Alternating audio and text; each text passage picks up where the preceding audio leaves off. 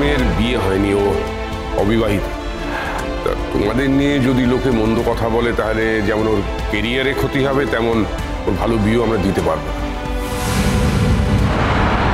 তাই বলছি যে নয়নতারার সঙ্গে ওই রোশনাইয়ের মিল আছে বলে তুমি অকারণে এখানে আসবে, সেটা কিন্তু হতে পারে না। চা খাবার নিয়ে আসেন।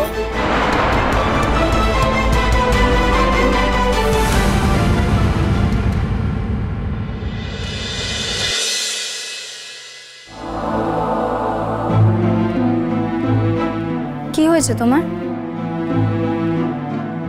না কিছু না। কিছু তো হয়েছে। শরীর খারাপ লাগছে? না তো। তাহলে তোমাকে এরকম দেখাচ্ছে কেন? তুমি তো ওই নয়নতারার সঙ্গে দেখা করতে গেছিলে, রোশনাইয়ের মতো দেখতে বলে তুমি ওর সঙ্গে দেখা করতে চলে গেলে। আরণ্যক, তুমি বলেছিলে না আমাকে যে এই বিষয়টা শনাক্ত করার জন্য তোমাকে কিছুদিন সময় দিতে, তো আমি ভেবে দেখলাম আমি না তোমাকে সেই সময়টা দিতে পারবো না। আমি চলে যাচ্ছি। কোথায় যাবে? কেন? আমি আমার মায়ের বাড়িতে যাব। আর শুধু যে মায়ের বাড়িতে যাব এমনটা নয়, আমি সারা জীবনের মতো তোমায় ছেড়ে চলে যাব। সত্যি কথা বলতে এর আগে তোমাকে ছেড়ে যাওয়ার কোনো তাগিদ আমার ছিল না, কিন্তু এখন আমি সত্যি তোমাকে ছেড়ে চলে যেতে চাই। আরণ্যক, যদিও তোমার বাড়ির লোকজন, মা বাবা সবাই আমাকে রিকোয়েস্ট করছেন থাকার জন্য, কিন্তু না, আমার না একটা সেলফ রেসপেক্ট আছে। আমি দিনের পর দিন আর নিজের সেলফ রেসপেক্টকে অস্বীকার করে তোমার সাথে থাকতে পারছি না। যতদিন রোশনাই বেঁচে ছিল তুমি রোশনাইয়ের সঙ্গে থাকতে, এখনো মারা গেছে, এখন তুমি ওর স্মৃতির সঙ্গে বেঁচে আছো। এমনকি তুমি রোশনাইয়ের মতো যেখানে যাকেই দেখতে পাচ্ছ তার পেছনে ছুটে বেড়াচ্ছ। এই যন্ত্রণাটা না আমি আর নিতে পারছি না। তুমি কি শুনতে পাচ্ছ আমার কথা? পাচ্ছি। তোমার কিছু বলার নেই? আমার সুটকেসটাও কিন্তু গোছানো হয়ে গেছে আরণ্যক। হ্যাঁ আমি জানি, নিজের মা বলল। আমি মাকে ফোন করেছিলাম, মা নিতে আসবে আমায়। গরিমা যেও না। মানে কি মনে করো তুমি আমায়? এতটা সস্তা আমি? তোমার কথায় আমি থাকবো, তোমার কথায় আমি চলে যাব, সেটা না এখন আর হবে না আরণ্যক।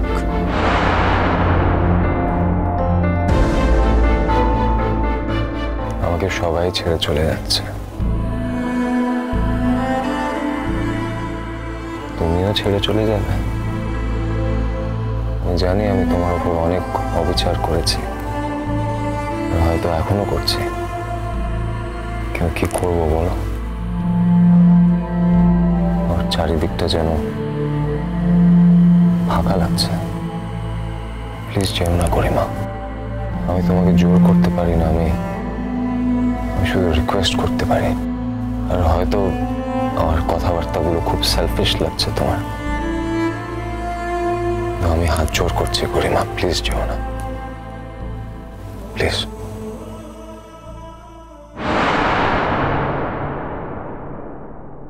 কেন বলো তো আরণ্যক? আমি জানি না কেন, আমার শুধু বারবার মনে হচ্ছে যে আমি অন্ধকারে ডুবে যাচ্ছি।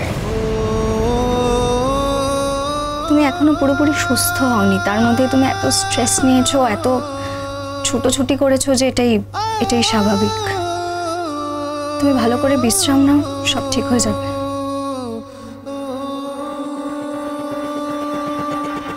গরিমা তুমি যেতে চাইলে তো আমি তোমাকে জোর করে আটকাতে পারি না, আমি শুধু তোমাকে রিকোয়েস্ট করতে পারি, প্লিজ যেও না।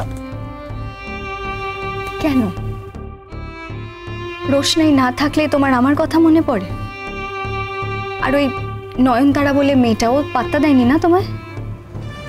আচ্ছা আরণ্যক, রোশনাইয়ের মতো দেখতে যে কেউ, তুমি তার সাথে নিজের জীবন কাটাবে, আর সে পাত্তা না দিলে তোমার আমার কথা মনে পড়বে? আমি মানুষ হিসেবে খুব খারাপ না? তুমি খারাপ মানুষ না ভালো মানুষ সেটা বিচার করার আমি কে? আমি শুধু এটুকু বলতে পারি যে তুমি আমার সাথে যেটা করেছো সেটা ঠিক করোনি। হ্যাঁ আমি জানি আমার সঙ্গে আমি খুব অন্যায় করেছি, কিন্তু আমার কিছু করার ছিল না গরিমা। মানে কি বলতে চাইছো তুমি? তুমি অন্য একটা মেয়ের সঙ্গে প্রেম করবে, সব সময় অন্য একটা মেয়েকে নিয়ে ভাববে, আর আমি একটা মেয়ে হয়ে সেটা কি করে সহ্য করবো আরণ্যক? আমার জীবনটা এতটা জটিল হয়ে গেল কেন গরিমা? তোমার জীবন কি করে জটিল হলো আমি বলতে পারবো না, কিন্তু তুমি আমার জীবনটাকে জটিল করে তুলেছো। আজকে তোমার সঙ্গে সম্পর্ক ছিল বলে আমার জীবনে এত জটিলতা, এত কষ্ট। প্রত্যেকটা মুহূর্তে আমাকে ভাবতে হয়েছে যে তুমি আর আমার আছো কিনা। প্রত্যেকটা মুহূর্তে আমাকে ভাবতে হয়েছে যে রোশনাই তোমাকে আমার থেকে কেড়ে নিল কিনা। এমনকি মেয়েটা মারা যাওয়ার পরেও তুমি ওর মতো দেখতে আরেকজনের পেছনে ছুটে চলে গেলে। তুমি এটা কি করে করতে পারো আরণ্যক?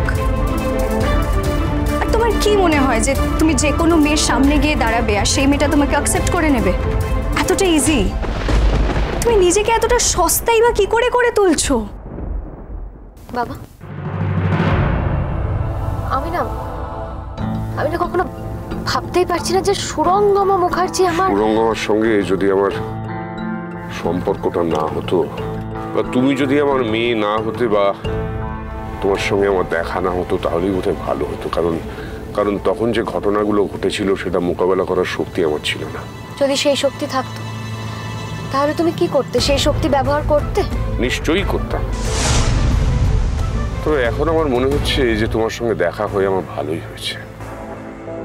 তবে একটাই দুঃখের, সুদর্শনের সঙ্গে আমার দেখা হলো না। আমায় ক্ষমা করো মা। যখন তোমাদের আমাকে প্রয়োজন ছিল তখন তোমাদের পাশে আমি দাঁড়াতে পারিনি। আমি শুধু ভাবছিলাম দুজনকে এক দেখতে কি করে হতে পারে, সেই জন্যই আমি গিয়েছিলাম। তুমি হয়তো আমার কথা বিশ্বাস করবে না, তাই তো? আরে একজন আমাদের গুরুজি রঞ্জন প্রসাদ, আর একজন হচ্ছেন অঞ্জন প্রসাদ। ওনারা দুজন যমজ ভাই, ওনাদেরকে একই রকম দেখতে, আর ওনাদের সন্তানকেও হয়তো একই রকম দেখতে। ব্যাস মিটে গেল। আচ্ছা এই দুজনেই তোমার কাছে এক? মানে কোনো একজন পাত্তা না দিলে তোমার আরেকজনের কাছে এত সহজেই চলে যাওয়া যায়? তাহলে বলতে হয় আরণ্যক, তুমি সত্যি সত্যি রোশনাইকেও ভালোবাসোনি। হ্যাঁ ঠিকই তো,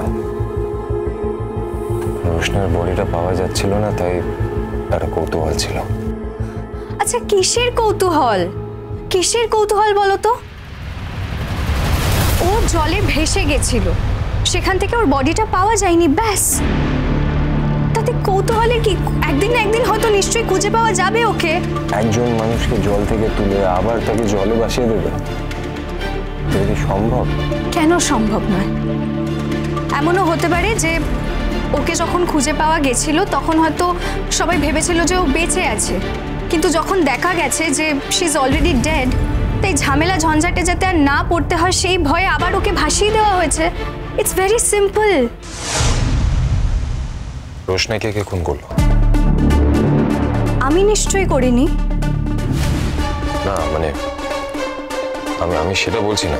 তাহলে কেন আমাকে জিজ্ঞেস করছো এভাবে? বাবা তুমি এইভাবে কেন বলছো? দেখো তুমি তো আমাদের ব্যাপারে কিছুই জানতে না। তুমি জানতে না যে আমি বেঁচে আছি কিনা, মা কেমন আছে, তারপরে এরকম ভাবে বলো না। আচ্ছা বাবা, তুমি কখনো মনে মনে আশা করতে যে হয়তো এমন কোনোদিন আসবে যেদিন আমার সঙ্গে তোমার দেখা হবে? তুমি ভাবতে? হয়তো মনের কোণে কোথাও একটা ক্ষীণ আশা ছিল। আসলে আশাতেই তো মানুষ বাঁচে। হ্যাঁ বাবা, তোমারও তো সন্ন্যাস নেওয়ার ইচ্ছা ছিল না, তারপরেও তো তোমাকে সন্ন্যাস নিতে হয়েছিল। আর তোমার মনের মধ্যে এই দুঃখটাও ছিল যে তুমি তোমার বাচ্চাকে বাঁচাতে পারো না।